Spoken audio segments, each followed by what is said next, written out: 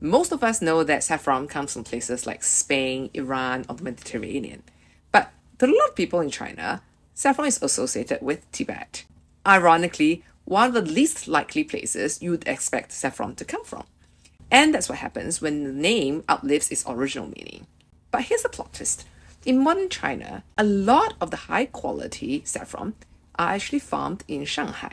We talk a lot about Orientalism, but mistranslation, misattribution, and Romanticism aren't Western problems. They are universal. Once culture enters commerce, the meaning doesn't travel cleanly.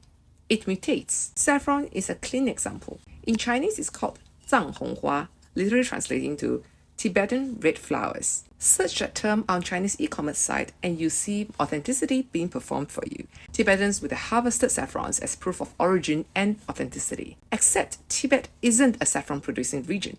Cordyceps, yes. Saffron, no. The issue is linguistic, but it's also about exoticism. Saffron likely entered China through the India-Nepal route past Tibet about 2,000 years ago.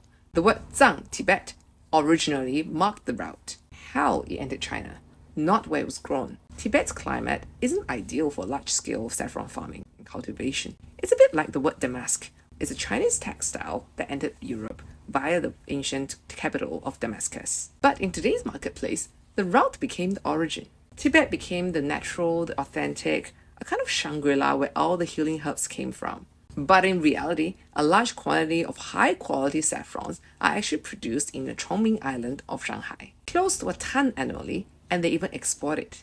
And if people knew they were from Shanghai, I wonder if people feel that it's as valuable as they were from, say, Tibet. But authenticity became a story you can buy. Of course, we'll ask, why not market it as being from Iran and Spain? Surely that's pretty exotic too. Maybe. But they don't carry the same kind of built-in mysticism and cultural proximity as Tibet does in Chinese imagination. And I think there's kind of a similar kind of imagination that the West have of Tibet as well. And this is the same logic behind China Maxing, hot water, frog buttons, and even hanfu to some extent. Chineseness is performed, and here authenticity is performed. Romanticism doesn't belong to one culture or civilization.